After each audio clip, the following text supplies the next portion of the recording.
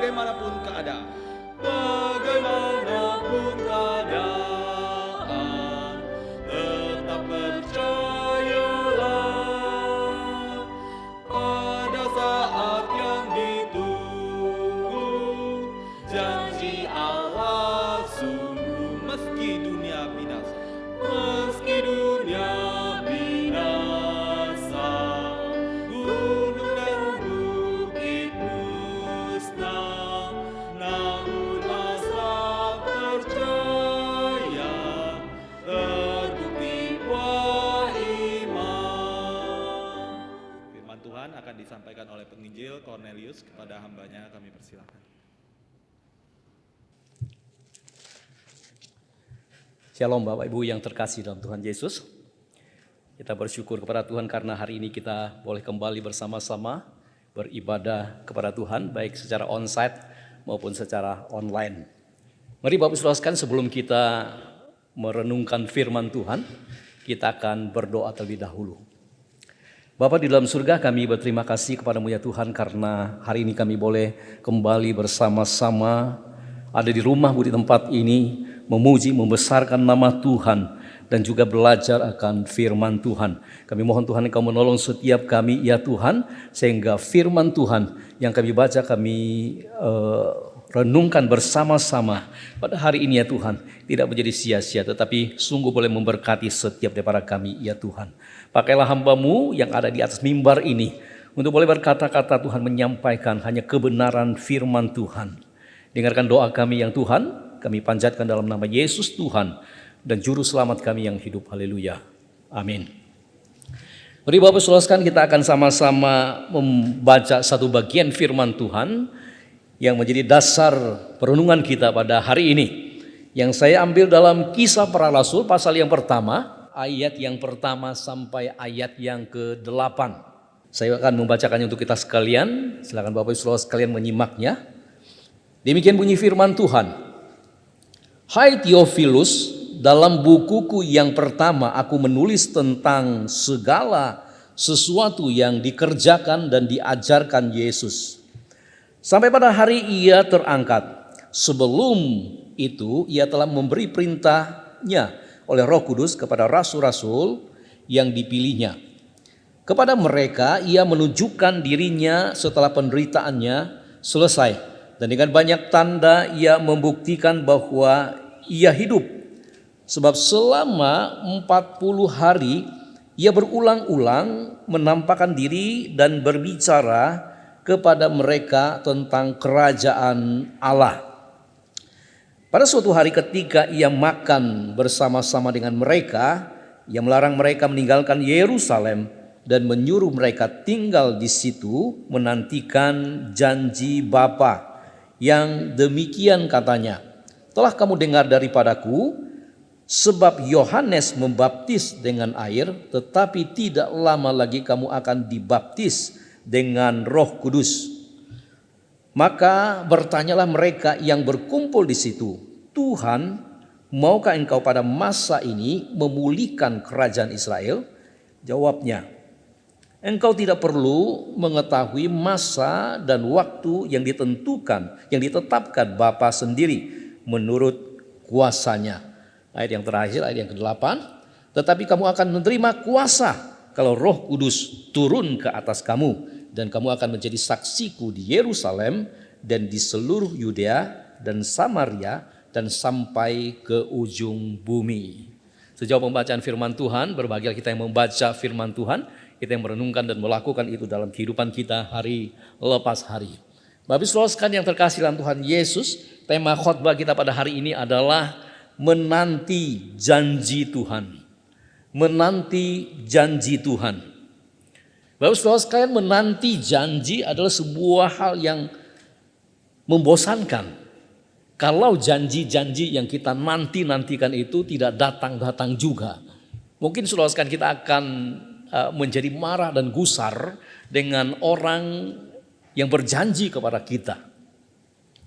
Tetapi beda sekali saudara sekalian ketika Tuhan berjanji, ya, beda sekali ketika kita menantikan janji Tuhan, karena ketika Tuhan berjanji kepada kita, maka Dia tidak pernah ingkar janji. Ya, Dia selalu menepati janjinya. Yang seringkali tidak menepati janjinya atau seringkali mengingkari janji adalah biasanya kita manusia gitu ya. Itulah sebabnya Bapak Saudara sekalian, pada waktu Tuhan berjanji kepada murid-muridnya pada waktu itu, maka kita bisa yakin dan percaya bahwa Tuhan pasti menggenapi janji-janji yang Dia janjikan kepada murid-murid pada waktu itu. Nah, menarik sekali Bapak Saudara sekalian bahwa janji-janjinya itu kita bisa baca seperti tadi kita bacakan ada di dalam kitab para rasul.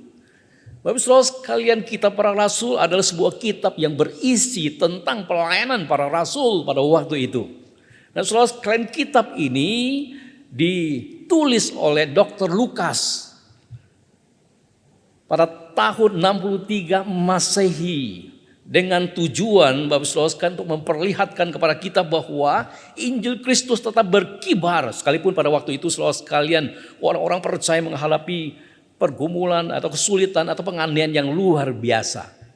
Yang kedua saudara sekalian, yang kedua tujuan daripada penulisan surat ini juga memperlihatkan kepada kita bahwa Roh Kudus adalah penggerak kehidupan dan misi gereja yang sangat-sangat dinamis. Yang ketiga saudara sekalian, surat ini ditulis saudara sekalian untuk memperlihatkan kepada kita bahwa pelayanan para rasul dalam kitab ini saudara sekalian adalah sebuah pola yang sangat baik bagi pelayanan gereja-gereja masa kini.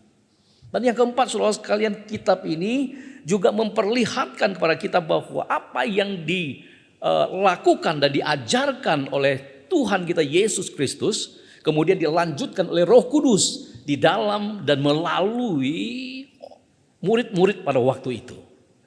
Nah, Bapak Saudara sekalian, atas petunjuk daripada Roh Kudus, maka kitab ini ditulis dan ditujukan kepada semua jemaat Tuhan, kepada semua gereja di segala tempat dan abad, termasuk bagi setiap kita yang hidup pada zaman sekarang ini. Bapak Saudara sekalian, menarik sekali bahwa penulis kitab ini mengawali beritanya dengan menyampaikan atau dengan menuliskan tentang saudara sekalian janji-janji Kristus sebelum kenaikannya. Dan penggenapan janji itu setelah kenaikannya yang disaksikan oleh murid-muridnya pada waktu itu. Bapak saudara sekalian, Dr. Lukas kemudian saudara sekalian mencatat bahwa setelah Yesus bangkit dari kematian, maka saudara sekalian dia masih menampakkan diri selama 40 hari lamanya kepada orang-orang yang percaya kepadanya. Dan Alkitab mengatakan saudara sekalian, dan Alkitab mencatat bahwa pada suatu ketika Yesus saudara sekalian makan bersama-sama dengan murid-muridnya pada waktu itu, maka kemudian dia melarang mereka untuk tidak meninggalkan Yerusalem supaya mereka menantikan janji Bapa. Saudara sekalian, janji itu bukan saja kepada mereka tetapi juga kepada setiap orang-orang percaya pada umumnya. Nah, menarik sekali Bapak Saudara sekalian, mungkin kita bertanya, apa saja janji itu yang Tuhan sudah janjikan kepada setiap daripada kita. Kalau kita membaca Alkitab dengan teliti dan khususnya saudara sekalian apa yang kita baca tadi di awal, maka kita akan menemukan di ayat yang kelima dan ayat yang ke-8, di situ saudara sekalian menceritakan pada kita ada janji-janji Tuhan yang Tuhan janjikan kepada setiap kita umat Allah, orang-orang yang percaya kepadanya. Ayat yang kelima di situ berkata begini, sebab Yohanes membaptis dengan air, tetapi tidak lama lagi kamu akan dibaptis dengan Roh Kudus. Lalu kemudian ayat yang ke-8 berkata, tetapi kamu akan menerima kuasa kalau Roh Kudus turun ke atas kamu, dan kamu akan menjadi saksiku di Yerusalem dan di seluruh Yudea dan Samaria dan sampai ke ujung bumi. Nah, Bapak saudara sekalian, melalui kedua ayat ini, maka saudara sekalian saya menemukan ada beberapa janji yang Tuhan sudah janjikan kepada murid-murid dan juga kepada setiap kita yang hidup pada zaman sekarang ini. Mari Bapak saudara sekalian, apa saja janji-janji itu? Kita perhatikan dan kita mari sama-sama kita pelajari.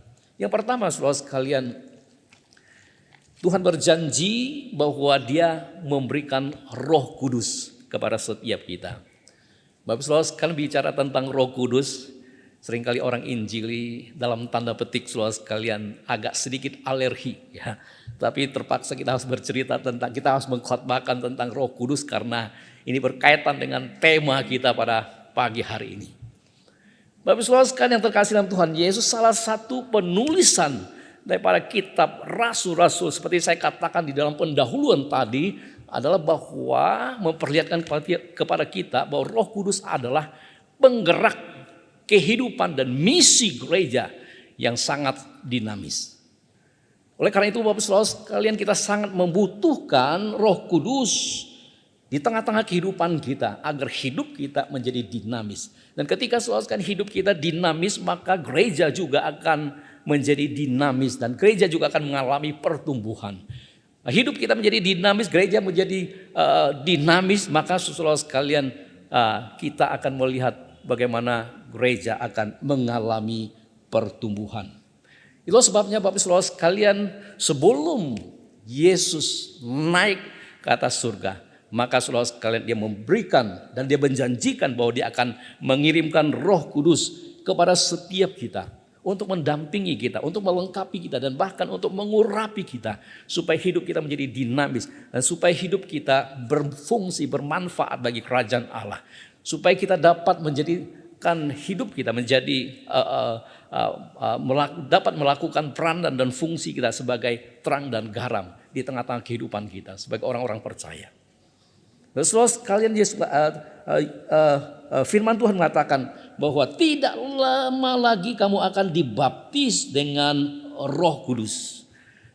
Terus kan ayat ini memberitahu pada kita bahwa Tuhan Yesus berjanji bahwa murid-muridnya pada waktu itu, kepada murid-muridnya pada waktu itu, bahwa mereka akan dibaptis oleh Roh Kudus. Dan janji itu kan digenapi ketika pada hari Pentakosta Roh Kudus turun di atas mereka.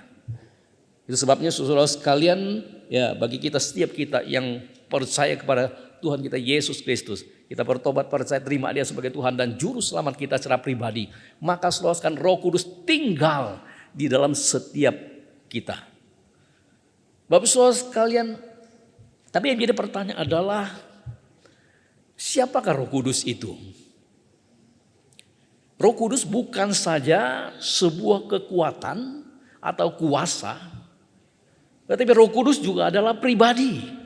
Dia adalah pribadi yang ketiga dari Allah Tritunggal. Dia adalah materai kepemilikan orang-orang percaya. Dia adalah penolong, penasehat, penghibur. Dia adalah guru dan juga saudara sekalian dia adalah kekuatan rohani kita. Itu sebabnya Bapak Saudara sekalian kita sangat membutuhkan Roh Kudus di dalam kehidupan kita agar hidup kita ya menjadi dinamis, aktif, menjadi orang Kristen yang penuh dengan kuasa. Hari ini Bapak Saudara sekalian, mengapa kita melihat bahwa ada banyak orang Kristen yang hidupnya biasa-biasa, hidupnya hanya datar-datar saja. Dan bahkan saudara sekalian kita melihat ada banyak orang Kristen saudara sekalian tidak mampu untuk menyampaikan Injil Tuhan atau bersaksi tentang Injil Tuhan kepada orang lain. Hari ini kita juga melihat saudara sekalian berapa banyak orang Kristen yang juga kita melihat bahwa kita selalu kalah dengan dosa. Kita tidak mampu saudara sekalian menghadapi kehidupan daging kita. Kita tidak mampu untuk mengalahkan kuasa daripada iblis, tipu daya dan juga intimidasi daripada iblis. Mengapa saudara sekalian? Jawabannya tidak lain bukan bahwa kita mungkin masih belum saudara sekalian mengundang kuasa Roh Kudus mengontrol hidup kita, menguasai hidup kita, mengurapi kita. Bapak saudara sekalian, kalau kita membaca Alkitab dengan teliti dan kita akan menemukan bahwa murid-murid Tuhan pada waktu itu juga hidup seperti demikian. Mereka hidupnya begitu datar. Hidupnya biasa-biasa saja saudara sekalian. Tetapi saudara sekalian ketika mereka dipenuhi dengan Roh Kudus, maka saudara sekalian mereka kemudian menjadi orang yang berbeda. Mereka menjadi orang yang begitu antusias. Mereka menjadi orang yang begitu bergairah di dalam bersaksi memberitakan Injil Tuhan. Sebelumnya saudara sekalian mereka belum dipenuhi dengan Roh Kudus. Maka saudara sekalian mereka berada di tempat-tempat yang tersembunyi. Mereka tidak berani bertemu dengan orang. Tapi ketika saudara sekalian, ketika Roh Kudus turun di atas mereka dan mereka dipenuhi dengan Roh Kudus, maka saudara sekalian mereka dengan berani ya secara terbuka membawa orang ya untuk bertobat dan percaya kepada Tuhan. Yang dulunya saudara sekalian mereka tidak berani untuk menyatakan iman mereka. Tapi ketika Roh Kudus turun di atas mereka dan kemudian mereka berani bersaksi, menyampaikan iman mereka dan bahkan membawa orang-orang untuk mengenal Tuhan, untuk percaya kepada Tuhan. Bahkan kalau kita membaca di sini saudara sekalian bahwa atas dorongan daripada Roh Kudus dan kemudian saudara sekalian Petrus kemudian berdiri pada hari Pentakosta dan kemudian dia menyampaikan khotbah. Dan hari itu saudara sekalian ada begitu banyak orang. Dan tepatnya saudara sekalian ada 3.000 orang yang kemudian bertobat dan percaya kepada Tuhan. Dan mereka menerima karunia daripada Roh Kudus. Bapak saudara sekalian, jelas sekali ini adalah merupakan titik balik daripada kehidupan dan pelayanan para rasul dan murid-murid pada waktu itu. Ketika Roh Kudus turun di atas mereka dan kemudian membuat mereka begitu aktif, membuat mereka begitu bergairah, antusias di dalam menyaksikan kasih Tuhan kepada orang-orang yang belum mengenal Tuhan. Kalau kita membaca saudara sekalian Kisah Para Rasul pasal yang kedua, ayat yang ke-41 sampai ke ayat 47 saudara sekalian, yang seringkali kita khotbahkan, kita dengar khotbah ini. Saudara, kita akan menemukan bahwa pada waktu itu saudara sekalian orang-orang percaya, kehidupan mereka menjadi daya tarik yang luar biasa bagi orang-orang yang ada di sekitar mereka. Sehingga kemudian saudara sekalian kalau kita baca di ayat yang ke-47, maka kita menemukan bahwa di situ katakan sambil memuji Allah. Mereka itu semuanya disukai oleh semua orang. Bahkan mereka disukai semua orang. Mereka bukan menjadi orang Kristen yang dibenci oleh tetangganya, oleh orang-orang yang sekitarnya, tetapi disukai oleh semua orang. Dan menarik sekali saudara sekalian kalau kita baca pasal ke-3, ke-4 dan ke-5 di dalam kitab Para Rasul, maka kita menemukan ada begitu banyak saudara sekalian mujizat-mujizat yang terjadi dalam pelayanan para rasul pada waktu itu. Dan bahkan saudara sekalian setiap hari dikatakan bahwa Tuhan menambahkan jumlah orang yang diselamatkan di tengah-tengah mereka. Sehingga saudara sekalian pada waktu itu nama Yesus tersebar di seluruh Yerusalem dan juga di sekitarnya. Karena Roh Kudus bekerja dengan begitu ajaib di tengah-tengah mereka. Sehingga saudara sekalian ada banyak orang bertobat dan percaya kepada Tuhan. Bapak saudara sekalian yang terkasih dalam Tuhan Yesus. Itu sebabnya kita melihat di sini bahwa Roh Kudus adalah penggerak kehidupan dan misi gereja yang sangat-sangat dinamis. Dan mulai dari sini saudara sekalian kita melihat bahwa gereja kemudian mengalami pertumbuhan yang luar biasa. Bapak saudara sekalian, saya masih ingat saudara sekalian setelah saya percaya kepada Tuhan tidak berapa lama, ada seorang anak Tuhan yang sangat mengasihi Tuhan, saudara sekalian.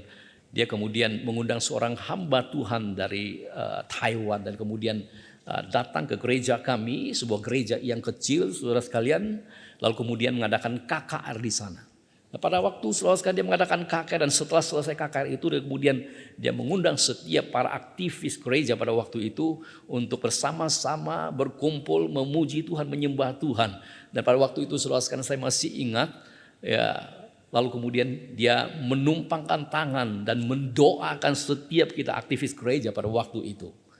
Akhirnya kemudian saudara sekalian setelah peristiwa itu terjadi, lalu kemudian kami anak-anak muda pada waktu itu, saudara sekalian di sebuah kota yang kecil, begitu antusias ingin memberitakan Injil. Sehingga kami membentuk tim penginjilan saudara sekalian anak-anak muda dan untuk menjangkau anak-anak muda dari rumah ke rumah. Dan pada waktu itu, dan menarik sekali saudara sekalian begitu banyak anak-anak muda yang percaya kepada Tuhan pada waktu itu. Dan setiap kali saudara sekalian kami mengadakan ibadah pemuda, saudara, ada ratusan orang anak pemuda saudara sekalian datang bersama-sama bersekutu.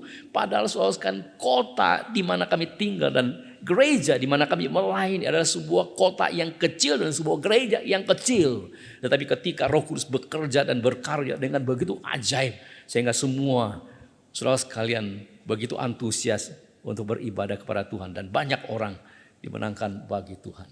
Saudara sekalian, inilah pengalaman rohani ya. Pengalaman rohani bisa saja ya, kita alami kapan saja gitu. Ini pengalaman rohani yang saya alami dalam hidup saya, saudara sekalian, dalam pelayanan saya. Dan Bapak saudara sekalian yang terkasih dalam Tuhan Yesus, melalui pengalaman rohani yang saya alami secara nyata ini, maka saya menarik sebuah kesimpulan, saudara sekalian, memang benar apa yang dikatakan, apa yang saya katakan tadi ya, bahwa Roh Kudus adalah merupakan penggerak dan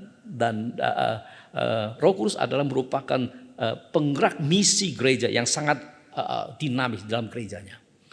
Saudara, ketika orang percaya hidupnya dinamis, orang percaya hidupnya saudara berkuasa, maka gereja juga akan hidup dinamis dan berkuasa. Dan kata lain saudara, gereja bisa menjadi gereja yang hidup, yang dinamis dan penuh dengan kuasa. Maka saudara sekalian, karena adanya kehadiran Roh Kudus di tengah-tengah orang percaya di dalam gereja, hal ini memberitahukan kepada kita bahwa tanpa Roh Kudus, maka saudara sekalian, gereja tidak mungkin menjadi gereja yang hidup. Gereja tidak mungkin menjadi gereja yang dinamis dan penuh dengan kuasa. Saya kira Bapak saudara sekalian, setiap kita hamba Tuhan, para pelayan Tuhan dan semua kita harus menyadari bahwa kita sangat membutuhkan dinamika Roh Kudus di dalam kehidupan kita dan di dalam kehidupan bergereja kita. Sebab tanpa Roh Kudus saudara sekalian, gereja tidak akan mengalami pertumbuhan. Tanpa Roh Kudus saudara sekalian, saudara, pelayanan kita saudara sekalian tidak pelayan kita hanya sebatas ya, hanya sebatas mungkin seremonial saja. Tanpa Roh Kudus saudara sekalian, aktivitas gereja kita mungkin saudara sekalian hanya merupakan pertunjukan rohani di atas mimbar. Tanpa Roh Kudus gereja tidak akan mungkin mengalami kemajuan dan pertumbuhan. Sebagus apapun saudara sekalian program kita, sebaik apapun dan sesempurna apapun juga saudara sekalian pelayanan kita, tanpa Roh Kudus saudara sekalian tidak mungkin bisa mengalami kemajuan dan pertumbuhan. Karena Roh Kudus adalah inisiator, penggerak dan pelaku daripada pertumbuhan gereja. Bapak saudara sekalian, betapa ironisnya kalau hari ini kita menjadikan semua kegiatan-kegiatan gereja kita menjadi prioritas. Sementara saudara sekalian, kita mengabaikan Roh Kudus yang adalah inisiator, penggerak dan pelaku pertumbuhan gereja itu. Bukankah saudara sekalian seharusnya kita bersama-sama, bekerja sama dengan Roh Kudus, melayani bersama-sama. Kalau kita ingin bersama-sama saudara sekalian melihat pertumbuhan gereja itu terjadi di dalam gereja kita. Bapak saudara sekalian yang terkasih di dalam Tuhan Yesus Kristus, tentu saja saya percaya dan yakin bahwa kita memang harus merencanakan pelayanan kita supaya pelayanan kita itu rapi dan sistematis. Tetapi lebih daripada itu saudara sekalian, kita perlu memprioritaskan Roh Kudus berdinamika di tengah-tengah pelayanan kita. Sehingga demikian saudara sekalian, bahwa gereja kita menjadi gereja yang hidup. Gereja kita menjadi gereja yang mengalami pertumbuhan. Saya kira Bapak saudara sekalian, kita perlu bersama-sama mengevaluasi diri kita dan juga mungkin gereja kita. Bagaimana kita menjadikan Roh Kudus menjadi prioritas yang utama untuk bekerja dan berdinamika di tengah-tengah gereja kita. Yang kedua saudara sekalian, Tuhan bukan saja berjanji akan memberikan Roh Kudus kepada kita, tetapi saudara sekalian, Tuhan juga berjanji Dia akan memberikan kuasa kepada kita. Ayat yang ke-8 di bagian yang pertama itu di situ katakan, tetapi kamu akan menerima kuasa kalau Roh Kudus turun ke atas kamu. Soal ayat ini jelas sekali memberitahu kepada kita bahwa kata kamu di sini bukan hanya menunjuk ya kepada murid-murid pada waktu itu, tetapi kepada setiap kita orang-orang yang percaya kepadanya. Rasul Petrus saudara sekalian berkata begini, bertobatlah dan hendaklah kamu masing-masing memberi dirimu dibaptis dalam nama Tuhan Yesus Kristus untuk pengampunan dosamu.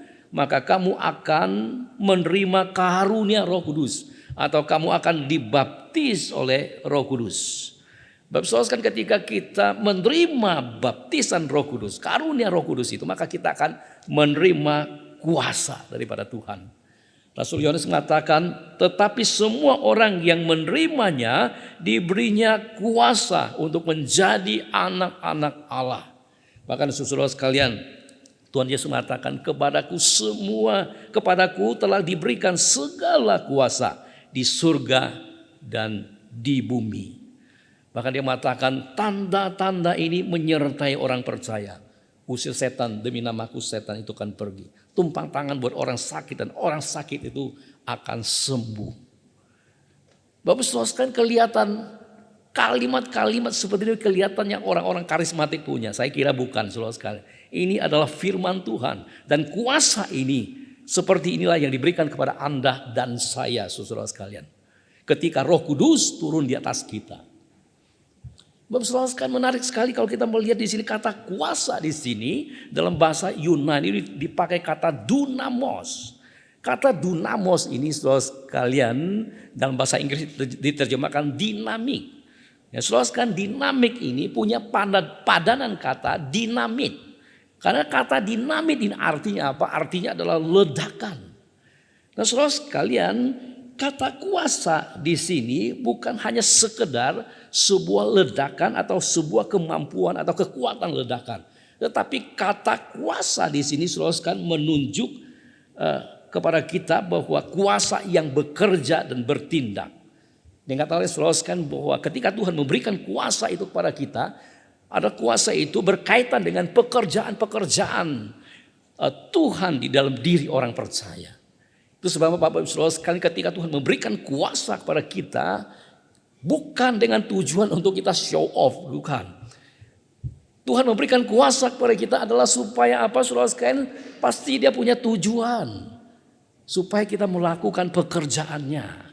Supaya kita dapat menggenapi pekerjaannya. Saudara sekalian, apa saja saudara sekalian ketika Tuhan memberikan kuasa kepada kita, apa saja tujuannya. Yang pertama saudara sekalian adalah bahwa ketika Tuhan memberikan kuasanya kepada kita, supaya kita dapat mentaati dan melakukan firman Tuhan dalam hidup kita. Kalau kita mau jujur Bapak Saudara sekalian, hari ini betapa banyak orang Kristen saudara sekalian yang tahu banyak tentang firman Tuhan. Yang tahu banyak saudara sekalian doktrin-doktrin Alkitab. Tapi betapa sedikitnya orang-orang percaya untuk melakukan firman Tuhan dalam hidup kita. Saudara sekalian, firman Tuhan yang kita dengar, yang kita baca saudara sekalian hanya sebatas informasi, sebatas motivasi, instruksi yang kita dengar, tetapi saudara sekalian tidak mendarat dalam hidup kita dan kita tidak mampu untuk melakukannya. Saudara sekalian, kita tahu bahwa firman Tuhan mengajarkan kepada kita tidak boleh korupsi, kolusi, manipulasi. Tetapi juga saudara sekalian orang-orang Kristen lakukan, bukan? Firman Tuhan mengajarkan kepada kita saudara sekalian supaya kita mengampuni dan mengasihi. Kita harus mengampuni orang tua kita, mengampuni istri suami kita, anak kita, dan sesama kita. Tapi saudara sekalian kita tidak mampu untuk melakukannya, bukan? Ada banyak kali saudara sekalian justru kita tidak mampu untuk melakukannya. Kenapa seperti demikian saudara sekalian? Karena kita tidak mempunyai kekuatan, kemampuan dan kuasa untuk mentaati dan melakukan perintah-perintah Tuhan di dalam kehidupan kita. Karena saudara sekalian kita sangat membutuhkan kuasa Roh Kudus yang memberikan kuasa kepada kita untuk kita boleh mentaati dan melakukan firman Tuhan dalam hidup kita. Saudara sekalian, ketika Tuhan memberikan kuasa kepada kita itu bukan hanya untuk mentaati dan melakukan firman Tuhan, tetapi juga untuk mengalahkan kuasa daripada dosa. Alkitab mengatakan bahwa ketika manusia pertama jatuh ke dalam dosa, maka dosa itu menjalar kepada seluruh umat manusia. Dan bahkan dosa itu juga telah memisahkan kita manusia dengan Allah. Dan dosa itu juga membuat manusia itu begitu menderita dan hidup dalam kesusahan yang amat sangat dalam. Dosa itu saudara sekalian telah membuat kita, saudara sekalian, hidup di dalam kebencian, hidup di dalam kemarahan, hidup dalam dendam, kepahitan, hidup dalam kesombongan, iri hati, dan sebagainya. Dan dosa-dosa itu saudara sekalian mencengkram kita, dan tidak ada seorang pun yang bisa melepaskan diri daripada dosa-dosa ini. Begitu mengerikan dan bahkan saudara sekalian begitu tragisnya. Tidak ada seorang pun yang mampu melepaskan diri daripada cengkraman dosa tersebut. Tapi kita bersyukur pada Tuhan ketika Roh Kudus datang dan kemudian memberikan kuasa kepada kita. Dan saudara sekalian, kuasa itu melepaskan kita. Kuasa itu membebaskan kita. Sehingga kita dapat hidup menyenangkan hati Tuhan. Mengalahkan dosa-dosa itu dalam hidup kita. Rasul Paulus mengatakan kalimat seperti demikian. Hiduplah di dalam roh supaya kita tidak menuruti keinginan daging. Karena keinginan daging itu melahirkan dosa. Tetapi keinginan roh itu memberikan damai sejahtera di dalam Tuhan kita, Yesus Kristus. Dengan kata lain Bapak Saudara sekalian, hiduplah di dalam roh, maka kita akan dapat mengalahkan keinginan-keinginan dosa di dalam diri kita. Karena itu Bapak Saudara sekalian, kita sangat membutuhkan kuasa daripada Roh Kudus untuk kita dapat mengalahkan dosa-dosa dalam hidup kita. Bahkan saudara sekalian, ketika Tuhan memberikan kuasa kepada kita, dia bukan saja agar kita dapat mentaati dan melakukan perintah Tuhan dan mengalahkan kuasa dosa, tetapi juga mengalahkan kuasa iblis. Alkitab jelas memberitahu kepada kita bahwa dari sejak penciptaan sampai pada hari ini, iblis adalah merupakan musuh kita dan juga musuh Allah yang paling besar. Bapak saudara sekalian, dia berusaha untuk menyeret kita, dia berusaha saudara sekalian untuk membawa kita, untuk kita mengikut dia. Dia berusaha untuk mempropaganda kita supaya kita melawan Allah, supaya kita dihukum oleh Allah. Tapi saudara, kita bersyukur pada Tuhan oleh karena apa? Oleh karena Tuhan Yesus datang dalam dunia dan bahkan dia rela mati di atas kayu salib itu, dan di atas kayu salib itulah saudara sekalian setan itu dikalahkan. Itu sebabnya Bapak saudara sekalian, seharusnya setiap kita orang-orang percaya memiliki kuasa itu. Karena Tuhan Yesus sudah berjanji bahwa tanda-tanda ini akan menyertai orang percaya. Usir setan demi namaku, setan itu pergi. Dan janji ini digenapi ketika Roh Kudus turun di atas kita. Dan kita memiliki kuasa itu. Bapak saudara sekalian yang terkasih dalam Tuhan Yesus, seharusnya saudara sekalian kuasa itu ada pada diri kita. Pertanyaannya saudara sekalian sederhana. Pernahkah saudara sekalian kita menggunakan kuasa itu di dalam kehidupan kita? Beranikah saudara sekalian kita melawan kuasa si setan? Tapi kenyataannya Bapak saudara sekalian, ada banyak orang Kristen yang malah takut pada setan, bukan? Buktinya saudara sekalian, ketika kita sedang berada dalam gelap, saudara kita takut sekali dengan gelap itu.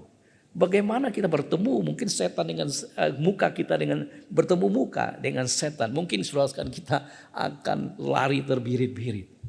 Bagaimana kita mau mengusir setan? Tidak mungkin.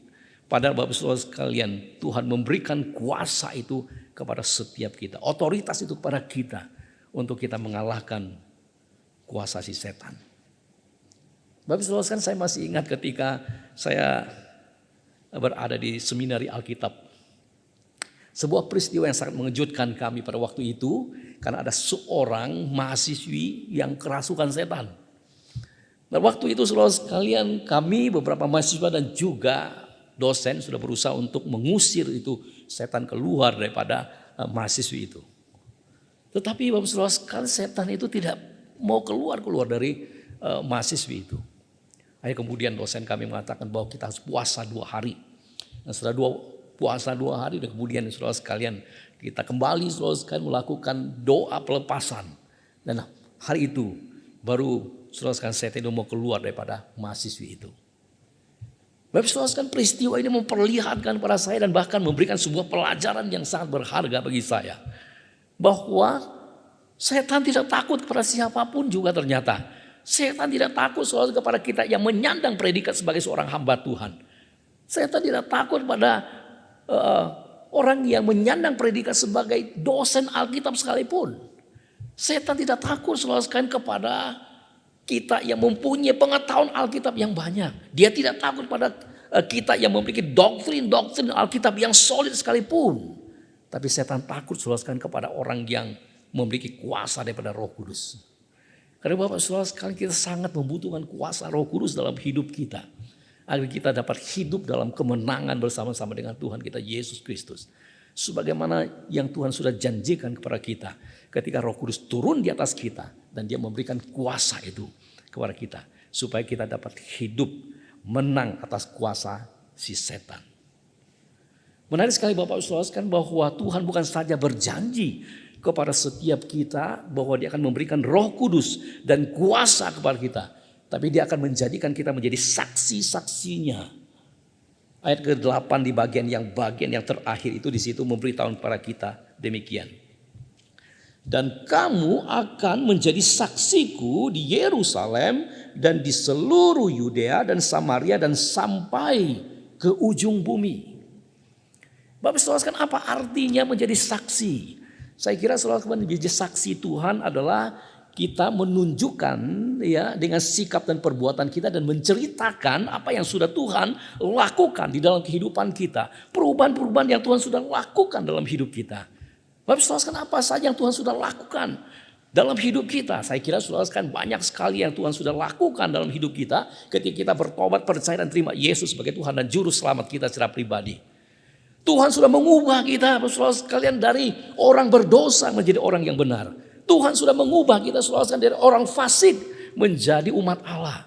Tuhan sudah mengubah kita saudara sekalian dari hidup yang lama menjadi hidup yang baru. Dan masih banyak lagi saudara sekalian yang Tuhan sudah lakukan dalam hidup kita. Dan itulah saudara sekalian yang harus kita saksikan kepada orang-orang yang belum mengenal Tuhan kita Yesus Kristus. Supaya saudara sekalian melalui Roh Kudus bekerja dalam hati mereka. Dan kemudian saudara sekalian mereka mau membuka hati, mau percaya. Terima Yesus sebagai Tuhan dan Juru Selamat mereka secara pribadi. Namun saudara sekalian menjadi pertanyaan adalah, sudahkah saudara sekalian kita mengalami perubahan yang dikerjakan oleh Roh Kudus dalam diri kita? Sudahkah saudara sekalian kita mengalami Tuhan dalam hidup kita?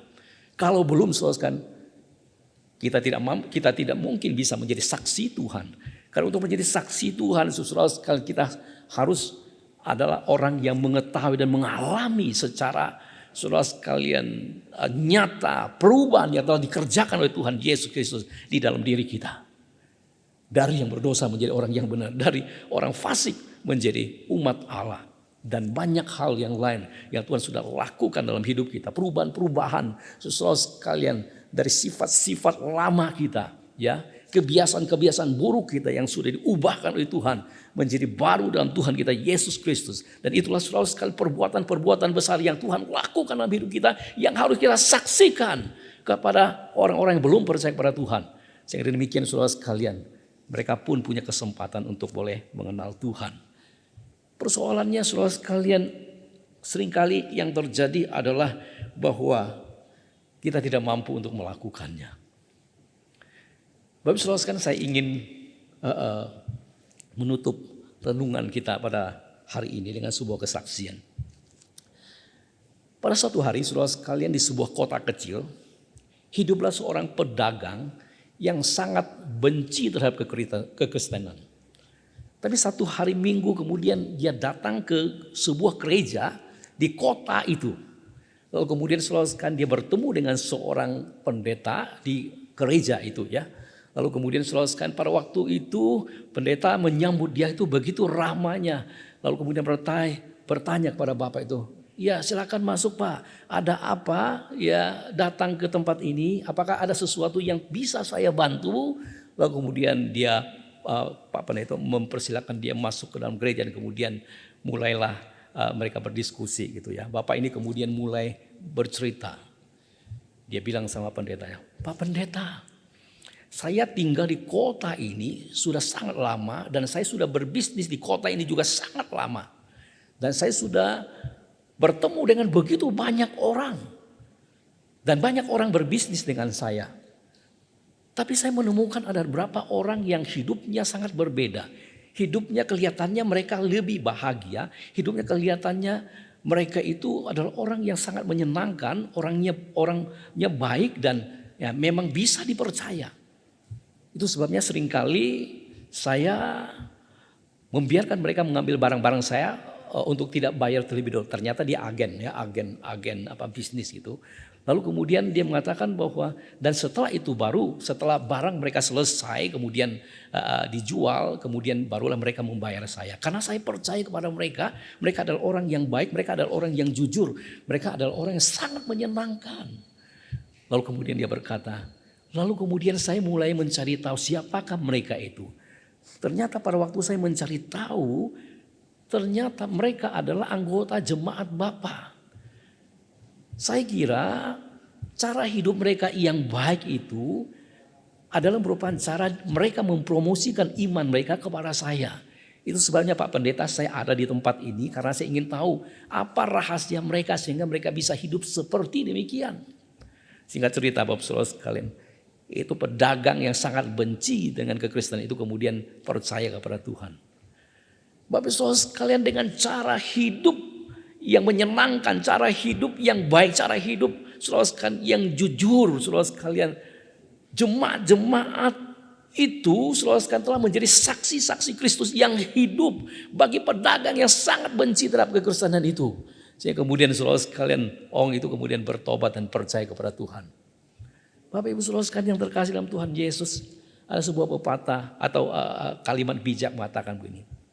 Sebelum kita pergi bersaksi tentang Injil, kita harus menjadi saksi terlebih dahulu.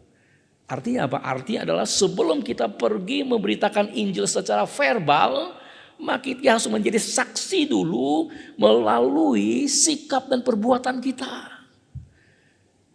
Saudara sekalian, hari ini berapa banyak saudara sekalian yang tahu bahwa tanpa Yesus maka manusia akan binasa. Tanpa Yesus saudara sekalian orang-orang yang kita kasih akan binasa selama-lamanya. Tetapi mengapa banyak di antara kita saudara sekalian tidak mampu untuk menyampaikan kesaksian kepada mereka.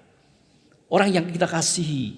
Saudara sekalian, tidak lain dan bukan memang karena kita tidak memiliki kesaksian hidup yang nyata melalui sikap dan perbuatan kita. Sehingga acap kali saudara sekalian kita meminta hamba Tuhan, kita meminta majelis untuk datang kepada orang yang kita kasih dan kemudian menyampaikan firman Tuhan, menyaksikan firman Tuhan kepada mereka.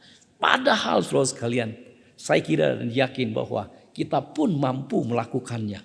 Ketika Roh Kudus turun ke atas kita dan memberikan kuasa kita dan kita menjadi manusia yang berubah dan kita bisa menjadi saksi Kristus di tengah-tengah kehidupan kita bagi orang-orang yang kita kasih melalui perbuatan kita, sikap kita. Itu sebabnya Bapak Saudara sekalian, mari kita minta kepada Bapa kita di surga untuk memberikan Roh Kudus kepada kita, memberikan kuasa kepada kita agar kita dapat menjadi saksi-saksi Kristus yang hidup melalui sikap, melalui perbuatan kita, sehingga hidup kekristenan kita menjadi dinamis, menjadi efektif, menjadi produktif, dan bahkan menjadi penuh dengan kuasa. Kiranya Tuhan memberkati firman-Nya. Mari kita berdoa. Bapa di dalam surga, kami bersyukur kepadamu ya Tuhan untuk firman Tuhan yang boleh kami baca, kami renungkan bersama ya Tuhan. Kiranya Tuhan menolong kami ya Tuhan untuk supaya kami merindukan untuk dipenuhi dengan Roh Kudus, untuk dipenuhi dengan kuasa-Mu ya Tuhan, sehingga kami mampu untuk menjadi saksi Tuhan di tengah-tengah kehidupan kami ya Tuhan. Terima kasih Tuhan Yesus, hamba-Mu sudah berhenti berbicara. Kiranya Roh Kudus terus berbicara dalam hati kami dan memakai setiap kami untuk boleh menjadi alat Tuhan yang hidup, menyaksikan kabar sukacita Injil Kristus di tengah-tengah kehidupan kami ya Tuhan. Terima kasih Tuhan, dengarkan doa kami yang kami panjatkan hanya di dalam nama Yesus Tuhan dan Juru Selamat kami yang hidup. Amin.